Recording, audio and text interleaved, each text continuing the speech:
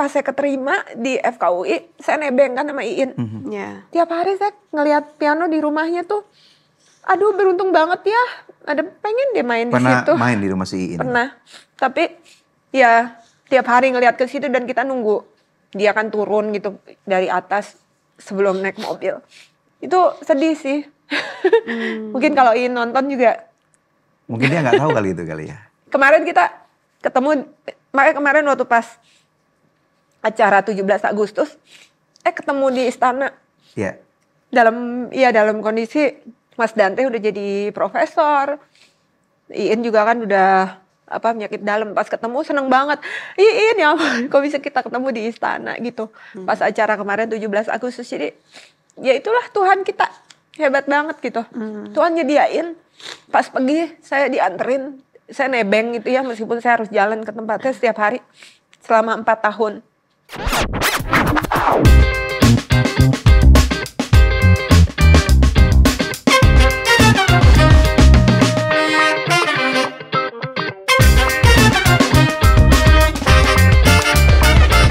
Itu apapun saya lakukan buat yang terbaik. Akhirnya umur saya berapa cari. Mami waktu itu? Waktu itu masih muda, umur 64 deh waktu pas kena. Saya cari yang terbaik, saya Google gitu di mana yang terbaik karena kenanya kanker pankreas. Pankreas tuh kanker yang paling susah gitu. Kenapa? Karena kan organ dalam. Oh. Itu nggak kedetek, tapi nggak susah kedeteksinya, tapi si Mami tuh kedetek karena dia ada ngeluh gitu sedikit. Terus akhirnya kita follow up, ternyata ada tumor di sana. Dan begitu dicek ternyata ganas, dan akhirnya saya cari yang terbaik. Saya tinggalin semuanya kerjaan saya di sini. Saya bilang Mami nomor 1 pokoknya. Jadi di satu sisi saya harus ngurus Mami, di satu sisi waktu itu juga saya lagi hamil anak ke-1. Mami harus diradiasi. Saya tiap hari nganterin Mami radiasi, kecuali pas saya melahirkan itu 3 hari itu begitu udah selesai, saya baru balik lagi nganterin Mami radiasi sampai si dokter di sana tuh bilang, where is the baby gitu. Oh ya, saya baru aja kemarin lahiran gitu. Jadi kita naik taksi gitu ke rumah sakit. Tiap hari saya nganterin Mami, kecuali pas saya lahiran, dan udah gitu kontrol. Pokoknya buat saya yang penting Mami sembuh, dan apapun Mami mau apa di sana terserah Mami. Mami mau apa. Kalau Papi sendiri meninggal? Papi udah meninggal tahun 2019. Itu pun karena kanker paru. Oh. Ya mungkin karena hidupnya dulu susah ya, capek gitu, capek banget. Iya. Saya bisa ngebayangin tuh, aduh, makanya apapun yang saya punya ya itu karena mereka gitu. Saya nggak akan bisa ada sampai sekarang tuh kalau bukan karena mereka. Bukan karena saya sih, yang hebat tuh mereka sih, bukan saya. Dan karena Tuhan itu nomor 1. Jadi waktu pas Papi ketahuan sakit juga, aduh, itu tinggal 4 bulan kan waktunya. Saya tahu itu ulang tahun dia yang terakhir. Saya videoin setiap hari si Papi. Saya nggak mau kehilangan momen gitu sama dia. Saat itu saya baru lahiran anak yang ketiga. Saya tinggalin bayinya. Saya urusin Papi. Pada waktu itu masih ASI. Berobat di mana? Di Jakarta. Papi nggak mau. Papi tuh orangnya nyeni. Jadi nggak mau kemana-mana. Dia maunya, Papi nggak mau kemana-mana. Papi maunya di Jakarta dan maunya ditemenin sama teman-temannya dia, teman baiknya, yaitu teman-temannya yang dulu kerja di Pasar Senen. Jadi orang-orang yang sangat sederhana. Dan saya tahu itu ulang tahun terakhir Papi, jadi saya siapin, Papi mau apa? Papi mau diselenggarain di mana? Di rumah aja. Dia orang sederhana banget, di rumah aja katanya. Papi mengundang siapa? Dia sebutin, itu teman-temannya di Pasar Senen dulu, teman deketnya. Akhirnya saya undang, saya kasih kejutan. Dia nggak tahu gitu kalau temennya bakalan ada acara, dia taunya cuman ngumpul doang gitu. Terus dia kan seneng nyanyi, seneng karaoke, saya siapin karaoke buat dia. Saya tahu itu bakalan jadi ulang tahun momen yang terakhir. Itu saya nyanyi sama dia, nyanyi yang terakhir. Saya tahu bakalan jadi yang terakhir. Nyanyi lagu apa, Dok? Kemesraan ini, itu di lagunya dia, Kemesraan ini. Yang tahu ya, yang janganlah cepat berakhir. Iya, padahal suara saya kan nggak bagus ya, cuma karena ya berdua gitu loh Papi. Itu sedih banget sih. Sampai akhirnya tuh Papi dipanggil Tuhan ya 2 bulan setelah ulang tahun, bulan 7, bulan 9. Itu saya dekap dia, saya bilang, papi nggak usah takut gitu, nanti kita bentar lagi juga ketemu lagi. Jadi dari mami, papi, terus terakhir kemarin 2021 emak. Jadi emak tuh dari waktu masa saya susah, waktu pas saya masih sekolah, emak kan di Garut sama engkong. Engkong tuh umurnya waktu itu udah 91 tahun, udah tua. Wow. Dan nggak ada yang ngerawat gitu. Kita kasihan. Kata mami, sih bawa aja ke Jakarta. Karena kan saya udah kuliah, at least ngerti gitu. Bisa bantuin, ngobatin gitu. Karena kan engkong udah tua. Sering drop gitu. Tapi kan rumah kita kan kecil dan nggak mungkin gitu. Karena kita tinggalnya di atas, itu harus naik tangga. Tangga juga sempit. Nggak mungkin. Akhirnya waktu itu dengan iman, kita nyicil rumah yang di dekat dari tempat yang ini, nyicil di sini. Yang penting tuh engkong bisa dibawa aja dulu ke sini. Dan itu juga mujizat sih. Kok bisa mau nih orang. Dia bilang, saya nggak mau loh rumah tuh dicicil. Tapi kali ini tahu nggak kenapa saya mau? Karena kamu bilang buat orang tua. Iya, Pak, saya ini buat nenek saya, kakek saya udah sakit. Terus yang penting ada satu ruang yang bisa ngerawat dia. Itu dekat dari klinik tuh cuman jalan kaki gitu 5 menit. Yeah. Dan akhirnya pas saya lulus, saya masih rawat engkong di sana sama emak di sana. Terus pernah satu ketika saya lagi praktek, karena saya udah selesai jadi dokter waktu itu pas waktu ngerawat engkong. Pas lagi praktek, pernah satu ketika mami tiba-tiba lari, Sisi engkong kejang. Terus di depan tuh masih ada pasien yang masih nunggu.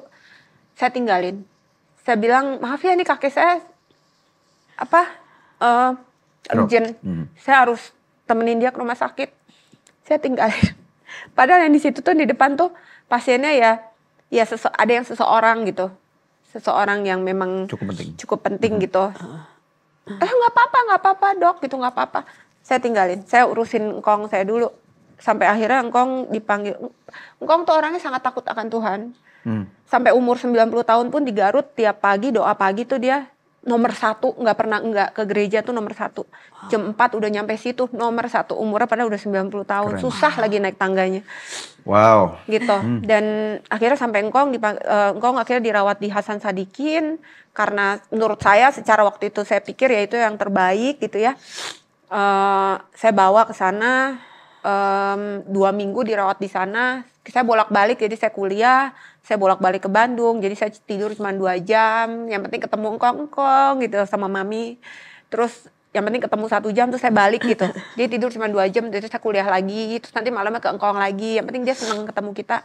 Sampai akhirnya engkong meninggal, saya peluk dia, saya bilang engkong nggak usah takut, nanti emak saya yang jagain. Dan akhirnya emak saya jagain sampai terakhir kemarin tahun 2021. Emak tuh sampai berapa usianya tuh? 95. 95. Wow. Amazing. Ya, dia tinggalnya di rumah papi mami. Jadi pas mami nggak ada, tinggal papi sama emak. Pas papi nggak ada, tinggal emak. Jadi tiap hari saya pulang praktek saya pasti ke dia. Pasien saya tuh baik-baik, jadi suka ngasih gitu ya. Terus saya kasih ke emak. Dia seneng banget gitu kalau dikasih sesuatu tuh. Iya. Happy.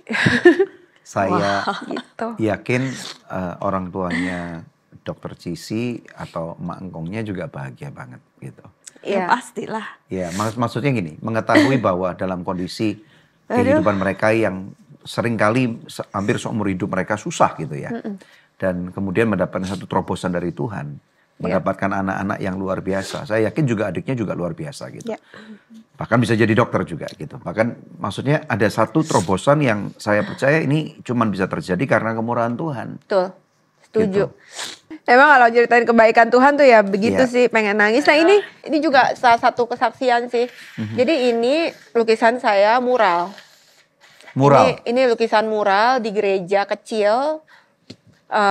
Di Sunter, dan waktu itu pas dia minta tuh tolong dong Cici lukisin di gereja gitu. Ini iya siap-siap, berapa biayanya? Saya bilang nggak usah, masa untuk pekerjaan Tuhan di ini. Saat itu keadaan saya bukan baik-baik saja. Saya bilang enggak, nanti saya lukisin. Yang penting makan aja, sediain makan aja. Saya sama tim gitu, ada beberapa guru waktu itu, udah ada guru juga. Yang penting kasih kita makan aja gitu. kita selesaikan dalam 2 minggu. Nah ini lukisan Tuhan Yesus buat Nice. sekolah minggunya itu di garasi di bawah gereja benar-benar kecil. Nah tahu nggak, gereja itu sekarang udah nggak ada. Jadi saya cariin rumah buat mami yang mami mau gitu, yang bikin dia suka, buat papi juga gitu. Itu adalah komplek yang sama dengan gereja ini. Gereja Di ini Sunter itu, gereja iya. di depan itu. Nah ini kompleknya di belakang itu komplek yang sama.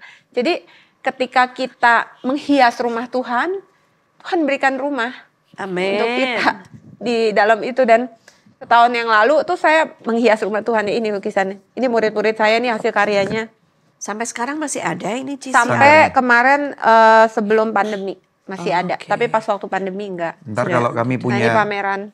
gedung gereja sendiri, hiasin ya. Pasti. Nah ini buku-buku yang, jadi ini waktu pas lagi ya itu deh. Zaman-zaman. Keren. Ya ini zaman-zamannya Sanggar Gambar kemarin. Nah makanya anak saya turun. Ini anak saya 3. Iya, ceritakan Aktif. tentang keluarganya. Jadi anak saya 3. Dan puji Tuhan, Tuhan kasih talenta ke mereka. Mereka tuh suka Iya. melukis. Iya. Ini di mana nih? Kok bisa ada foto ini? Dapat dari yang mana su- ini? Yang suka melukis siapa kokonya? Tiga-tiganya. Oh, tiga-tiganya. Yang pertama PJ namanya tuh 10 tahun. Terus yang kedua Peter 9 tahun. Yang terakhir Cheryl tuh masih 4 tahun. Dan mereka semua tuh dimampukan. Mereka dikasih talenta untuk melukis. Dan bukan cuma itu aja. Mereka dimudahkan untuk pelajarannya. Kemarin baru aja ada PTC, jadi Parent Teacher Conference. Iya. Saya kaget banget gitu, mau nangis sih. Jadi si gurunya tuh bilang gini, Ibu, PJ ini katanya dia more mature, advance dibandingin dengan anak-anak lain. Jadi kalau anak-anak lain itu mau melakukan sesuatu hal yang miring gitu, misalnya dia nggak mau ikutan loh Ibu, dia minggir, dan malahan dia ngajarin bahwa ini harus kayak gini kayak gitu. Dia more mature dibanding yang lain, dan dia fokus dan dia tuh serius. Tapi dia pecicilan, memang dia pecicilan, masih anak-anak, cuman maksudnya dia tahu apa yang harus dia lakukan. Wow. Dia tanggung jawab dengan dirinya sendiri tanpa perlu harus dikasih tahu. Dan memang pagi-pagi aja. Ayo mam, kita peringatan tiap pagi. Saya pasti harus nganterin mereka. Ayo mam, ayo udah telat, gitu. Dan saya langsung mau nangis. Kenapa? Karena gak sia-sia ya ketika kita ngedidik anak di dalam Tuhan. Amin. Yes. Itu karena tiap hari saya pasti luangin waktu buat mereka untuk sama-sama baca firman Tuhan. Every single day, nggak pernah enggak. Dan tiap malam pasti selalu doa sama mereka. Saya urapin mereka sama minyak urapan. Dan satu ketika kemarin tuh, ini ada kesaksian sedikit, nggak apa-apa ya sebenarnya ngebahas foto ini. Jadi PJ tuh anaknya sehat banget. Dia mau demam sampai berapa derajat, 40 derajat juga nggak pernah kejang. Dia sehat banget gitu. Nah, satu ketika nggak ada apa-apa, tiba-tiba dia kejang. Kejangnya itu serem banget. Sampai begini, serem banget ya, serem banget. Saya nggak pernah seumur hidup ngeliat Usia kayak berapa gitu. dia waktu itu? Baru kejadian. Oh, baru usia kejadian. ya 10 tahun. Terus ternyata itu udah yang kali kedua. Dan in between itu ternyata ada yang sedikit-sedikit. Yeah. Entah mata gerak sendiri, terus ininya numb gitu, terus semutan gitu. Pas yang kali kedua saya ngeliat, aduh saya kaget. Saya langsung bilang sama asisten saya bilang, wah saya nggak bisa pelayanan, ini otaknya nggak fokus. Saya bilang, batalin nih pelayanan yang ini. Saya ini mikirin, langsung saya cari, meskipun saya dokter, saya tetap, kan saya harus, karena bukan bidang saya cari kejang itu ada apa aja, ini penyebabnya itu, obatnya apa, aduh tambah dicari, saya tambah stres. Dan keburu udah pesen, udah kita ke Singapura gitu ya, kita cek ke sana, keburu udah pesen. Nah waktu pas menuju ke airport, Tuhan ingetin saya, bagian kamu yang kamu nggak bisa kerjakan, kamu nggak usah pikirin, kamu serahin ke saya, ini bagian saya yang kerjakan. Kamu kerjakan bagian kamu. Yaitu? Siapin khotbah, karena saya harus persiapan kan. Saya bilang, aduh Tuhan, akhirnya saya bilang, Tuhan makasih ya, karena roh Allah di dalam diri kita itu jauh lebih besar. Dan Tuhan udah mati di kayu salib untuk menebus segala penyakit kita. Amen. PJ tuh gak bakal sakit, PJ tuh udah sehat, saya bilang gitu. Ini cuma kerjaan iblis aja yang bikin kita fokusnya jadi ke Ali. Akhirnya saya doa sama PJ, thank you Lord, saya minta belas kasihan Tuhan untuk kasih kesembuhan. Saya bilang, PJ yuk kita doa sama-sama. Saya bilang, in the name of Jesus you are healed PJ. There is nothing yang ada disease dan nggak ada, itu semua nggak ada. You are healed. Karena Holy Spirit inside mami semua udah nyembuhin dan kuasanya lebih besar dari pun apa yang ada, kesakitan yang ada udah nggak ada lagi PJ. Udah kita pulang ke Singapura, akhirnya diperiksa di situ, ketemu neurolognya, dokter anaknya. Dia cerita, oh kalau ini persis seperti yang saya baca. Udah ketakutan apa segala macam. Tapi saya percaya PJ enggak, you are okay. Dari Yesus sudah sembuhkan kamu. Diperiksa EEG, diperiksa MRI. Begitu udah pas MRI itu karena dia anak kecil harus bisa ditemenin gitu selama 1 jam. Saya temenin, di situ saya ada di dalam, saya praise and worship. Praise and worship, saya doanya terima kasih Tuhan udah sembuhkan PJ. Kami yakin nggak ada apa-apa, ini hanya untuk meneguhkan, untuk kemuliaan nama Engkau. Begitu udah selesai MRI, dia duduk, Mam, my hand numb. Kata saya, ini kenapa udah 1 jam resip kok dia numb lagi gitu. Tiba-tiba saya peluk dia, saya bilang, enggak PJ, you are okay, nggak ada apa-apa. Udah, nah 2 hari kemudian kita ketemu ke neurolognya, nunggu di ruang tunggu tuh sakit perut sih. Sakit perut, ya karena secara tubuh ya, namanya seorang ibu, stres ya? Stres. Begitu masuk ke dalam, dia ngelihat EEG-nya, terus dia bilang, Ibu katanya, this is all normal EEG-nya. Terus gimana MRI-nya, terus dia kasih lihat fotonya, dia bilang, all looks normal. Gak ada apa-apa di sini, semuanya baik-baik aja. Suami saya nanya, jadi kenapa ya? I don't know, dia bilang, ini gak ada apa-apa sih, all dalam penglihatan dia semuanya bagus. Jadi no need medication. Buat apa kamu pakai obat? Emang saya nawar di luar, saya bilang Tuhan kalau boleh jangan ada obat meskipun sedikit pun. Saya percaya udah ada kesembuhan tapi jangan ada obat sedikit pun. Begitu dia bilang, oh looks normal, you don't need any medication. Dalam hati langsung, praise the Lord, puji Tuhan. Puji ya Tuhan. ampun. Karena obat syaraf itu keras sekali ya. Dan keras banget. juga baik ya. Saya bilang, PJ you experience God. You experience God, Mami experience God. Ya Tuhan keren banget sih. Begitu keluar, kita pulang dengan sukacita. Dan pulang dari Singapura, sampai Mbak di rumah aja bilang, PJ kok lebih sehat ya Bu sekarang. Pecicilan lebih kecil, dia main bola, dia suka jatuh sampai 4 kali. Wah berluka sana, karena dia lebih. Dan gak pernah ada kejang sedikit pun sejak saat itu sampai sekarang. At all. Ya, berarti itu memang intimidasi dari musuh. Intimidasi dari musuh karena saya nggak bisa fokus. Mamanya tetap khotbah. Dan saya bisa tetap khotbah karena si asisten saya anak Tuhan malah tuh juga makanya malah nggak batalin, tetap aja bilang ini nggak aduh keren pinter saya bilang gitu. Saya tetap pelayanan dan bahkan si PJ itu kemarin kira-kira seminggu yang lalu dia bilang gini, Mam, you know Mam, lucu ya Mam, PJ tuh nggak ada kejang lagi loh. Kenapa ya Mam ya? Dia nanya tapi dia jawab sendiri. You know Mam, kemarin tuh waktu pas PJ lagi pray ya Mam, katanya pas lagi baca Bible, tiba-tiba God speak to me pagi-pagi. Itu kira-kira jam 6 pagi. Saya langsung melotot di tengah ngantuk. Apa PJ? God speak to you? Iya Mam, dia ngomongnya bisa bahasa Inggris soal. Ngomong apa? Jadi God said I have to focus on him. I need to focus on God. Dia bilang, hah? Really? Tuhan bilang, iya. Jadi fokus on God, Mam. Itu benar-benar nyata. Itu benar deh. Tuhan ngomong, dia bilang, ya keren banget. Saya bilang, ini anak 10 tahun. Bisa Tuhan bilang sama dia. Amazing. Dan kemarin waktu pas lagi PTC, si gurunya bilang, Bu, dia lebih mature. Dia begitu ada ini, dia langsung nyingkir. Dan memang itu kan yang harus kita lakukan di hari-hari terakhir ini. Gimana kita menjadi terang. Dan kita sebagai anaknya, kita harus menjadi bagian untuk menyebarkan Injil kerajaannya. Amen. Salah satunya anak kecil aja bisa seperti itu. Dan bukan berarti harus menjadi pengkhotbah. Apapun bisa kita lakukan di bagian kita masing-masing. Amazing. Misalkan sebagai anak-anak dia bisa memegang kokoh. Karena saya selalu bilang yang harus kamu pegang itu adalah this is the armor of God. Itu kamu harus berikat pinggangkan the truth. Itu artinya dia harus pegang firman Tuhan, righteousness. Kamu harus jaga semuanya itu sesuai, it belongs to the Bible. Dia harus tahu apa yang harus dia lakukan dan itu ternyata dia lakukan. Saya amazed sih sama dia. Dan dia waktu itu bikin satu tulisan, dia bilang, I'm so proud of you Mom. Itu nangis sih.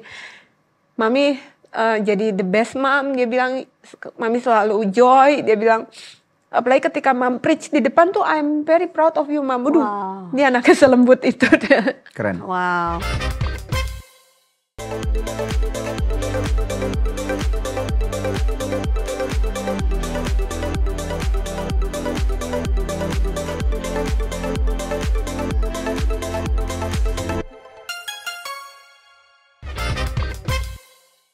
Mau tanya ya, ketika Cici atau Sisi masih muda, hidupnya susah. Dan kita melihat tadi dan mendengar bahwa resilient itu atau tangguh itu, ketangguhan tuh kuat banget gitu.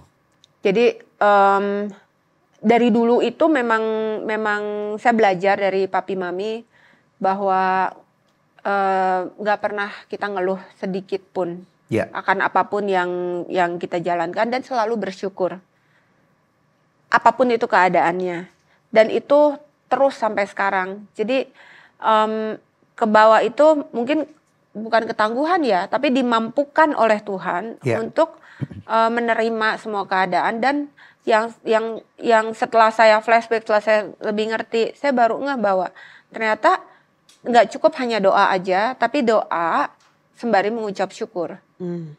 Makanya kan Tuhan bilang di Filipi, kamu nggak usah khawatir akan apapun juga. Tuhan tuh kalau minta kita melakukan sesuatu, kamu nggak usah khawatir. Tetapi dia selalu memperlengkapkan kita dengan ini loh yang harus kamu lakukan. Tetapi ucapkanlah segala permintaanmu dalam doa dan ucapan syukur. Ucapan syukur. Jadi betul. bukan cuma doa, tapi juga mengucap syukur dalam keadaan apapun. Dan itu yang saya lakukan dari dulu, dari berbagai masa kehidupan sampai masa sekarang. Dan saya nggak terikat dengan apapun yang saya punya. Nggak ada keinginan, emang dari dulu saya orangnya kayak gitu. Nggak ada keinginan kayak, aduh saya punya ini disayang saya. Enggak. Padahal maksudnya lebih banyak hal yang bisa dinikmati kan. Rumah bagus, mobil bagus, barang-barang mewah. Sekarang pasti ada kan gitu. Iya. Tapi enggak, ya bersyukur sama Tuhan. Tuhan terima kasih, Engkau sudah cukupkan. Bahkan Tuhan kita itu adalah Tuhan yang multiplication gitu. Dia itu sebenarnya bukan mencukupkan, melimpahkan gitu. Betul. Ya sama aja kayak ingat yang 5.000 orang yang diberi makan kan. Ketika murid-murid bilang, aduh gimana nih, ini untuk kita aja nggak ada. Ini ada lagi nih beban 5.000 orang. Kata Tuhan, sini segala sesuatu yang beban berat sini, kamu harus kasih dia makan. Cuma ada 5 roti dan 2 ikan. Akhirnya apa? Kalau muridnya bilang, nggak cukup ini Tuhan. Buat kita aja juga nggak cukup. Udah suruh mereka pulang aja, suruh mereka pergi aja. Mungkin itu yang sering kita lakukan kan. Ketika kita dalam keadaan susah, ada lagi tambah susah. Kita bilang, aduh udah deh, boro-boro bikin ini. Kita aja buat diri sendiri udah susah. Tapi Tuhan kita nggak seperti itu. Tuhan bilang sini. Tapi apa yang harus kita lakukan? Kita serahkan. Surrender. Give it to the Lord. Taruh ke Tuhan. 5 roti dan 2 ikan itu sedikit yang kita punya. Betul. Nanti the God of power, the God of multiplication. Apa yang Tuhan Yesus lakukan? Dia berdoa, dia mengucap syukur. Dan dia akan, dan cukup bukan cuma buat murid, buat 5.000 orang itu juga dicukupkan, bahkan lebih. Kelimpahan ada sisa 12 bakul. Keren, itu keren, bonus satu murid satu murid satu goodie bag. Saya tuh ibu goodie bag. Jadi kalau ada acara di rumah tuh saya seneng ngasih goodie bag. Ternyata karena Allah kita Allah goodie bag. Mantap. Nah, ini tanya lagi dok. Sekarang tentang profesi dokter ya. Maksudnya kan klientelnya sekarang, klien-kliennya, pasien-pasiennya orang-orang hebat gitu. Nah, dan tidak menutup kemungkinan kan mereka nggak semuanya orang Kristen atau banyak orang yang nggak percaya. Ada nggak peran dokter ngomong sesuatu kepada kehidupan mereka? Ada nggak pengalaman-pengalaman kayak gitu yang kemudian ada pengalaman rohani sehingga klien ini kemudian mengalami bukan cuman tambah kurus, tambah cantik, tambah sehat, tetapi kemudian mengenal Tuhan? Banyak. Gimana? Salah satu misalnya. Satunya mengenal Tuhan dulu ya. Kalau ini sih dia emang anak Tuhan. Jadi satu ketika ibu ini datang dan dia tuh penuh dengan beban berat. Pasien saya semuanya memang bebannya berat, tapi juga dengan beban-beban berat yang lain ternyata. Beban berat kilonya maksudnya. Beban berat kilo dan ternyata juga yang lain. Badan berat dan beban berat. Beban berat karena tubuh, jiwa dan roh. Nah ternyata rohnya juga berat banget gitu. Jadi dia bilang, dokter kenapa saya nggak bisa tidur? Kata gitu. Saya tuh cemas sepanjang hari. Dia bilang gitu. Terus akhirnya saya bilang, ibu emang kenapa nggak bisa tidur? Emang suka lihat-lihat ini cahaya gitu handphone kalau malam? Iya saya lihat Instagram. Pantesan nggak bisa tidur. Lihat apa bu Instagramnya? Iya lihat aja iseng-iseng gitu. Ya pantesan karena rohnya dikasih makanannya seperti makanan itu. Yang salah. Akhirnya ya kebawa ke distract ke sana. Saya bilang harusnya isi rohnya dengan sesuatu yang memang makanannya roh, firman Tuhan, bukan itu. Oh iya ya dok, ya bener, saya ke ini, iya ke distract sama itu, sama aja kayak badan kita. Badan kita dikasih makan yang baik. Nice. Demikian Iya, juga roh iya, kita iya, harus iya, dikasih iya. makan yang baik. Oh iya, terus udah dong ibu itu pulang. Minggu depannya dia datang dengan sukacita. Dokter tahu nggak? Seminggu ini saya bisa tidur. Saya kalau di mobil tadinya mas saya ya dengerin apa nggak tahu deh, nonton drakor apa segala macam. Dia bilang dia dengerin lagu puji-pujian. Wow. Terus dia baca firman Tuhan. Saya lebih gila ya. Jadi makanya firman Tuhan itu hidup, itu dia pulih. Nah itu contoh satu tuh. Iya. Nah banyak contoh yang lain. Ada kemarin satu ibu ini pasien baru, dia baru kenal, bener-bener belum pernah datang, itu pasien baru gitu. Terus dia datang nangis karena dia cuma cerita, kan saya tanya ini apa yang bisa saya bantu. Terus dia cerita, iya dok saya nih gini. Tapi saya nggak bikin dia nangis, tapi dia nangis sendiri gitu. Terus dia gitu, kenapa sih kok saya sama dokter saya jadi curhat kata gitu. Aduh saya kok jadi pengen nangis kata gitu. Terus ternyata di luar dia cerita sama si suster tahu nggak, saya tuh dulu kasih mula-mula ya sama Tuhan tuh kira-kira 20 tahun yang lalu. Lah itu karena ada hadirat Tuhan, dia bilang saya kasih mula-mula sama Tuhan, terus saya nangis suster kata gitu. Kebetulan susternya juga orang Kristen. Nah itu tadi yang saya rasakan pas waktu ke dalam, waktu pas saya ketemu dokter tuh saya nangis, itu perasaan yang sama. Wah kata saya, ya makanya ketika roh Allah ada di dalam kita, ya seseorang mungkin bisa dengan roh yang sama bisa merasakan gitu. Dan itu bukan satu orang, banyak orang, dan bukan cuman anak Tuhan, tapi juga bukan Termasuk dia bisa orang-orang peluk, yang belum mengenal ya, Yesus. yang belum mengenal juga dia bisa peluk saya dan dia nangis. Dia bilang, dok kenapa sih, dia merasa, ada satu kemarin psikolog ngobrol biasa, nggak gimana, dia psikolog gitu. Terus dia bilang, aduh dokter kok saya bisa merasakan beda ya dok sama ini. Padahal saya biasa aja gitu ngomong sama dianya. Nah itu mungkin ya. Nah kalau yang untuk yang belum mengenal Tuhan juga ada. Jadi saya tiap-tiap tuh saya suka dipijit gitu. Setiap minggu tuh 3 kali saya pakai essential oil biar saya kuat ya. Itu lucu sih. Jadi saking setiap kali saya pijit kan yang saya dengar itu selalu khotbah. Kalau enggak firman Tuhan atau puji-pujian, nyanyi-nyanyian gitu. Dan dia tiap kali ini pasti dia dengar. Dan lucunya dia juga mijitin yang lain juga sama. Mijitin yang lainnya juga sama, lucu. Jadi ini ibu nih selalu datang dapat klien tuh yang seperti kita. Oh, nice. Dan akhirnya satu ketika kemarin, dia baru aja kemarin 2 hari yang lalu. Dia tuh ngefans sama ada satu pengkhotbah gitu, dan si ibu ini ngundang ini datang ke Jakarta. Terus aduh saya mau banget dia datang. Kemarin dia datang akhirnya ke gereja itu sampai si hamba Tuhan ini kaget gitu. Wow keren banget gitu. Dan ya itu dia datang dan dia ngirim foto, duduk lihat, wih keren kata saya gitu. Karena dia senang dengerin yang disampaikan sama si pengkhotbah ini. Terus dan kalau misalkan saya lagi dengerin pujian yang menurut dia enak, terus dia bilang dok share dong. Saya share ke dia. Keren. Gitu sih. Iya. Nah, kalau ini ya pasien-pasiennya dokter kan juga saya dengar banyak yang berhasil gitu. Bukan cuman badan mereka menjadi kurus, tapi juga mereka akhirnya hasil akhirnya itu loh, kesehatan mereka juga bisa dokter sharekan. Misalnya seperti apa aja? Jadi banyak pasien yang datang itu bukan cuma buat berat badan, tapi buat yang lain. Misalkan kayak banyak pasien tuh yang dengan fatty liver, diabetes, hipertensi, hiperkolesterol. Bahkan ada kemarin tuh yang hormonnya keganggu, jadi 20 tahun nggak mens. Wow. Dan dia datang, dia bilang, dok, saya bilang nanti kamu akan turun segini kurang lebih patokannya. Terus juga mens kamu akan normal, karena dia ngomong mensnya nggak teratur, dan saya bilang harusnya mens kamu nanti jadi normal. Tapi saya nggak nyangka kalau ternyata nggak normal itu sampai 20 tahun. Terus dia bilang, tapi dok saya tuh nggak mens loh udah 20 tahun. Wah saya secara manusia saya langsung kaget. 20 tahun kecil langsung saya. Jadi itu ya udah yang penting kita lakukan yang terbaik ya gitu. Bulan depannya dia datang tapi bulan depannya saya ketemu dia. Terus dia bilang, dokter makasih ya saya udah mens. Dalam hati saya bilang, kebetulan kali kok cepat amat baru 1 bulan hormonnya udah seimbang gitu ya. Udah, terus ketemu dia lagi 3 bulan kemudian. Terus saya tanya sama dia, kamu udah berapa kali mens? Karena saya lebih tertarik dengan mens ya. Udah 3 kali dokter, terus dia nangis. Berarti Dia mens lancar. teratur. Langsung ada suara di sini, dasar kamu kurang beriman. Dia anak Tuhan. Terus, aduh, berarti kamu sembuh. Olivia namanya, kamu sembuh Olive. Dia udah 6 bulan, dia udah turun 30 kilo dan mensnya lancar. Wow. Dan dia terakhir kali mens 20 tahun lalu dan dia bukan nggak melakukan apapun. Dia udah melakukan segala macem. Dia bilang udah ke dokter yang terbaik di luar negeri, di dalam negeri. Karena dia anak seorang petinggi gitu. Di luar negeri, dia udah kemana-mana gak bisa dokter. Aku gak bisa mens, baru kali ini aku mens.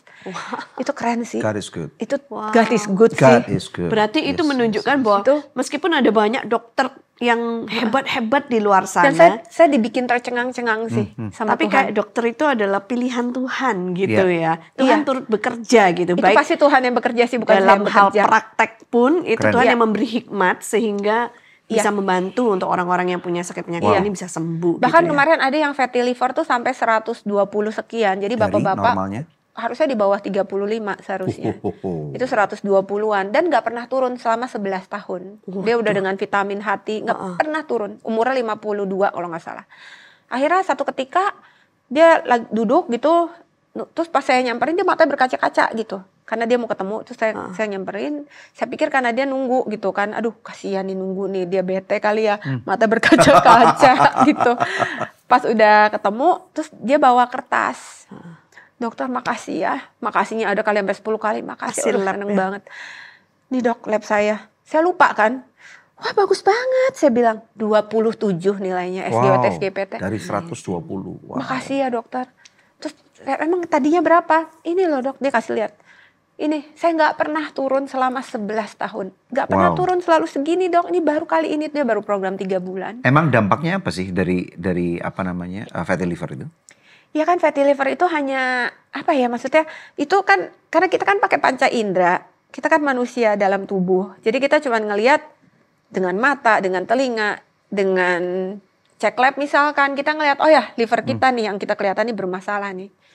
Padahal yang bikin masalah kan bukan itu. Yang bikin masalah itu kan sebenarnya is the power yang dari balik layar yang bikin ini- itu semua kita ke distract sama Ini semuanya. adalah akibatnya. Akibatnya. Oh, sebabnya Jadi, adalah di belakang. Ya nih. itu di belakang layar yang kita sebagai anak Tuhan jadi kita kerepotan sama aduh ini sakit, aduh ini sakit, aduh ini sakit. Padahal yang kita lakukan bukan padahal bukan masalah pasangan kita yang nyebelin misalkan atau bukan masalah teman kita yang rese yang di kantor misalkan. Iya. Bukan masalah ini sih penyakit kita bukan Iya. sebenarnya. Karena kita ke concernnya ke sana, kita ke distract dan akhirnya apa?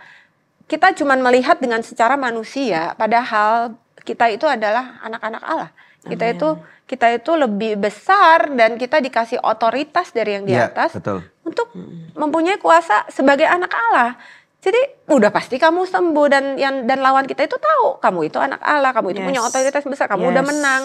Kamu udah dimenangkan, kamu nggak akan ada lagi yang kesalahan yang diperhitungkan sama Tuhan. Tapi kan mereka nggak mau. Iya, berarti kebanyakan masalah manusia sebenarnya bukan masalah tubuhnya atau mentalnya, tetapi rohnya ya. Rohnya. Itu pasti dari sana sumbernya. I see. Dokter, sebagai bagian terakhir penutup nih.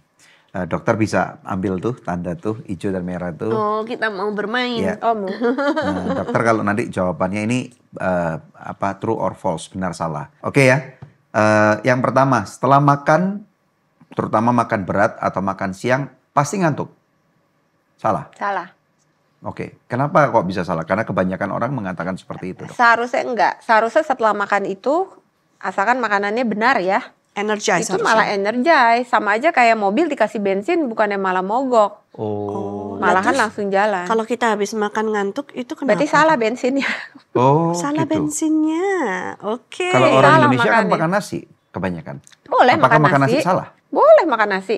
Nasi kan kaya vitaminnya. Vitamin B-nya apalagi. Vitamin B1, B6, terus? B12. Dan tubuh kita sangat-sangat perlu Oh, vitamin terus B. kesalahannya di mana, dok? Tapi nasi yang seharusnya dimakan yang masih banyak seratnya. Karena vitamin dan mineral terikat dengan seratnya. Sedangkan kalau beras sudah diputihkan, itu sudah kehilangan seratnya 95%. Berarti nasi yang organik Nasi gitu? merah, Nasi merah, nasi hitam. oke, nasi hitam. Tapi jangan lupa direndam dulu, kalau enggak kembung. Oh. Terus ubi-ubian mungkin ya.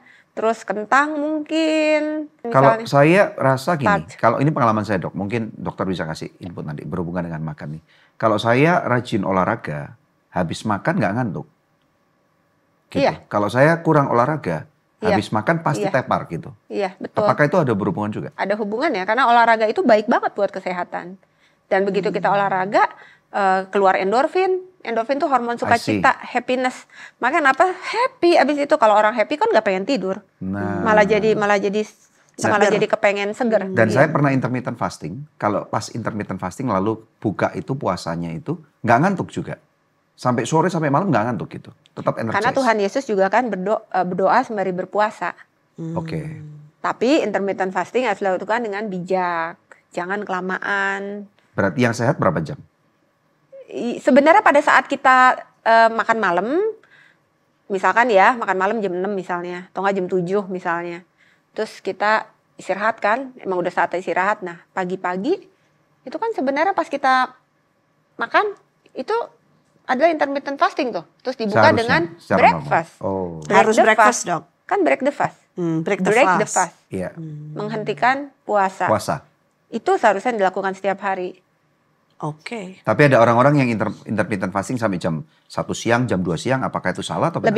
Lebih baik pas saat kita tidur sebenarnya, karena saat itu juga kan sel yang Nggak rusak ada dibuang, aktivitas. sel Iya, yang iya. baik dibentuk. oke. Itu pagi-pagi seger banget pasti. Oke. Baik, oke. Kemudian yang kedua, olahraga rutin harus dibarengi pola makan sehat. Iya dong. Benar atau salah? Harus. Ini diangkat. Oh iya ini. Harus. Oke. Harus. Baik. Harus, Kenapa harus. demikian, Dok? Karena kan nggak bisa hanya dengan nggak bisa hanya dengan olahraga aja. Makanya kenapa banyak banget olahragawan yang dia olahraga nih, tapi tiba-tiba kok dia heart attack gitu. Banyak kan yang kayak gitu. Itu karena pola Karena makannya. pola makannya salah. Jadi dia udah membebani badan dengan olahraga kan, badan kan pasti banyak Terus kalorinya sel juga yang defisit. iya, banyak sel yang rusak juga dan itu kan harus diperbaikin. Itu kan dari mana coba badan dapatnya kalau bukan dari makanan. Terus dia karena dianya udah capek, akhirnya dia pikir udahlah kita bayar apa yang udah kita lakukan tadi. Jadi makannya sembarangan, terus berantakan, ya heart attack pastinya. Oh. Jadi harus dua-duanya dan bukan hanya itu sebenarnya. Kita juga perlu kena sinar matahari, kita I perlu see. minum yang cukup dan kita perlu bahagia, happiness. Bahagia. Happiness. Oke. Hati yang gembira Hati adalah yang gembira adalah obat yang Obat manjur. yang Dan, paling manjur ya. dan udah ada penelitiannya juga, memang begitu adanya. Bahkan mengeringkan tulang, udah ada penelitiannya juga, bikin tulang Semangat keropos. yang patah. Semangat yang patah mengeringkan tulang. Mengeringkan tulang. Termasuk kalau suka marah, Iya. suka baper. Iya betul.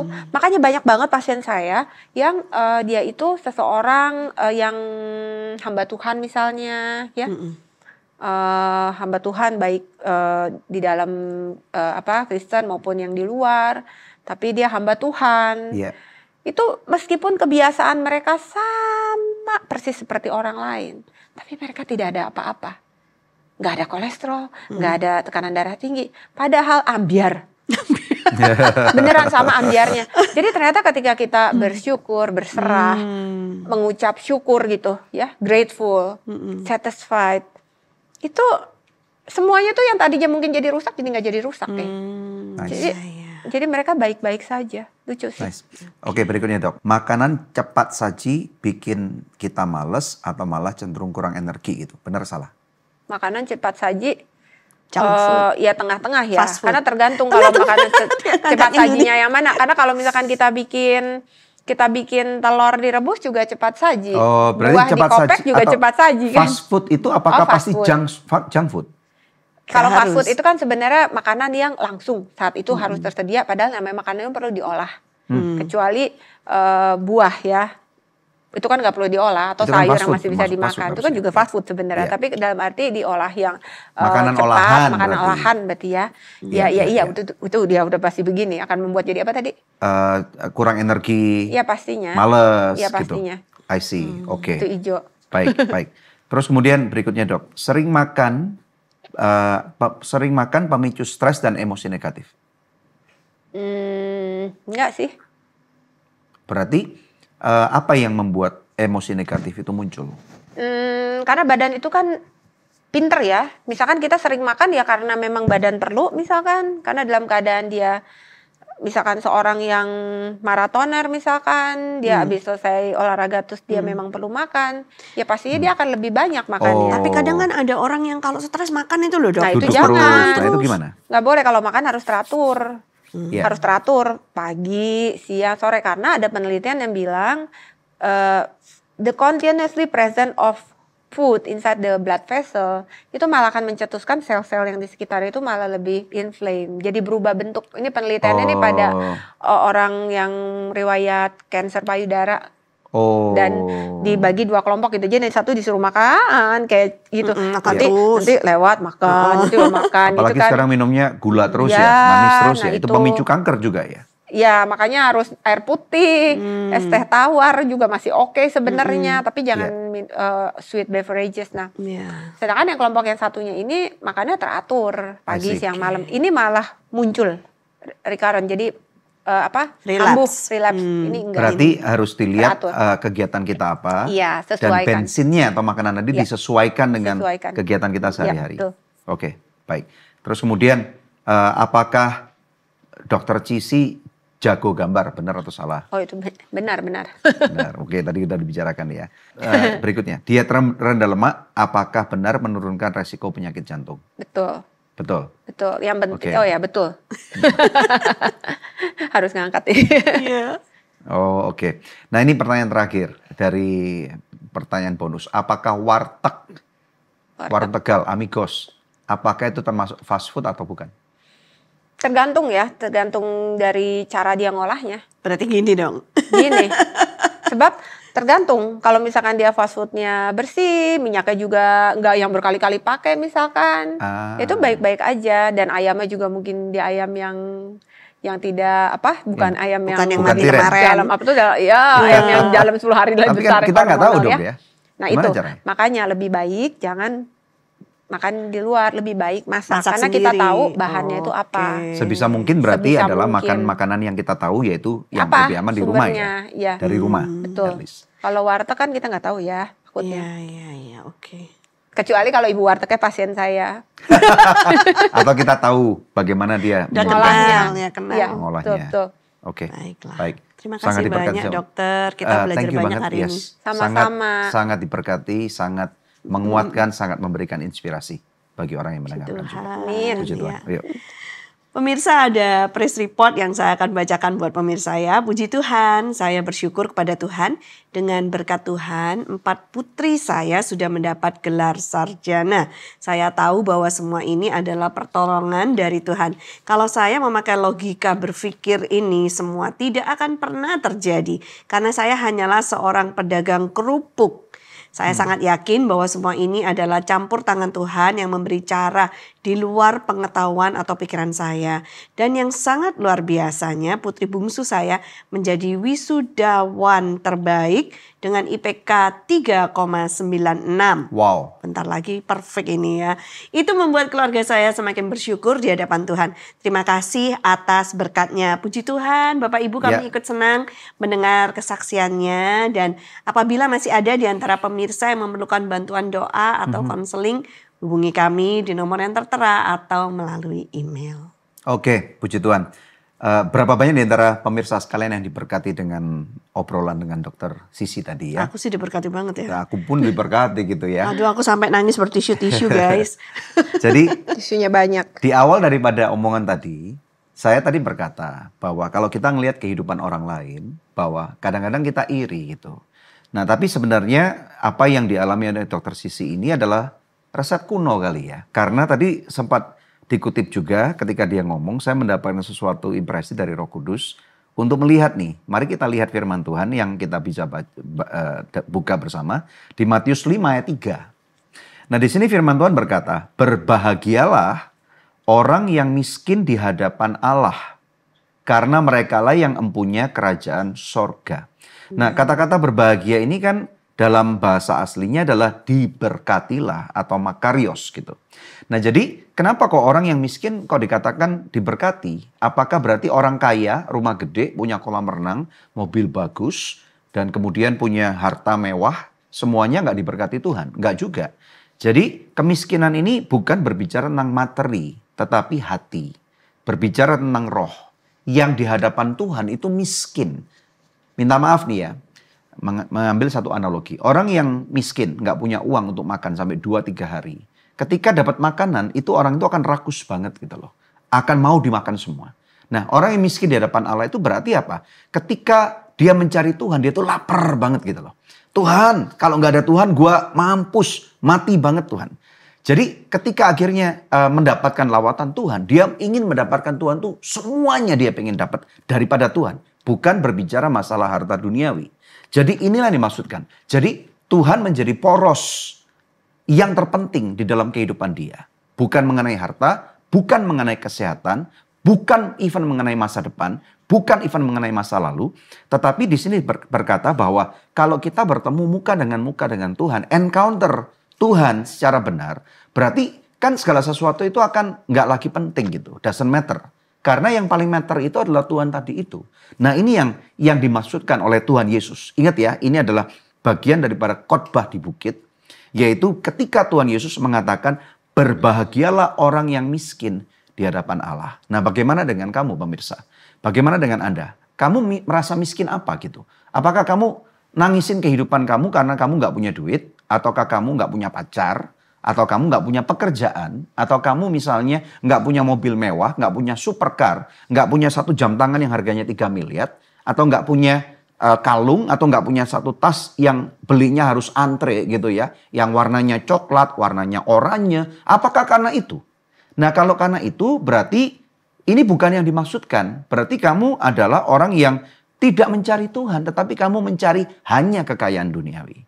Nah ingat loh ya, jadi menjadi anak-anak Tuhan tidak ada masalah dengan kekayaan. Tuhan tidak membenci orang kaya, sama dengan Tuhan tidak membenci orang miskin. Kemiskinan harta duniawi tidak sama dengan orang itu tidak memiliki hadirat Tuhan. Ini loh buktinya, saksinya. Di depan kita bagaimana dia tidak merasa rendah diri, nggak merasa minder ketika miskin, ketika nggak punya apa-apa, ketika hanya bisa belajar 1 jam, dan ketika harus bekerja di masa mudanya, untuk bahkan apa yang dia dapatkan diberikan kepada orang tuanya, diberikan kepada Tuhan. Dan ini yang luar biasa. Karena di sini dikatakan, tertulis dalam firman Tuhan, karena merekalah yang empunya kerajaan surga. Jadi hadirat Tuhan itu dahsyat, begitu nyata dalam kehidupan kita. Karena apa? Karena kita ini adalah anak-anak Tuhan, dicipta dalam rupa dan gambarnya Tuhan. Bahkan dikatakan bahwa kita lebih matanya Tuhan. Dan oleh karena alasan itulah, Tuhan Yesus itu datang ke muka bumi mencari kita semua dan mencari kamu. Dan tidak ada yang kebetulan kalau kamu dicari oleh Tuhan. Dan dia bahkan memilih mati demi kamu. Saya rasa ini adalah satu episode yang sangat memberkati. Dan mari kita berdoa dan kita percaya bahwa Tuhan hendak bekerja untuk mendatangkan kebaikan. Amen. Kami berterima kasih untuk semua kemurahan yang kami dengar hari ini. Dan bahkan untuk khususnya Dr. Sisi Tuhan. Bersama dengan suami, anak-anaknya. Dan semua pengalaman kehidupan, kekayaan kerohanian yang dia miliki. Dan kami tahu Tuhan bahwa Engkau hendak menyingkapkan hal-hal yang luar biasa melalui kehidupannya. Dan Tuhan juga khususnya untuk para pemirsa sekalian. Engkau yang hari ini dirundung oleh berbagai macam pergumulan yang sangat berat. Apakah itu keuangan, pernikahan, kekeluargaan, kesehatan. Mari serahkan ke tangan Tuhan. Jadilah kita miskin di hadapan Tuhan. Dan kamu yang sakit saat ini, mari percaya, aku ucapkan dengan bilurnya Yesus, kamu sembuh. Amin. Sembuh secara roh, secara jiwa, secara tubuh. Terima sekarang. Dalam nama Yesus, aku ucapkan berkat, restorasi, pemulihan di dalam nama Yesus Kristus. Yang percaya dan sudah diberkati Tuhan, katakan. Amin. Amin. Haleluya. Puji Tuhan. Puji Tuhan pemirsa, kita jumpa lagi di episode Good News yang berikutnya. Tuhan Yesus memberkati.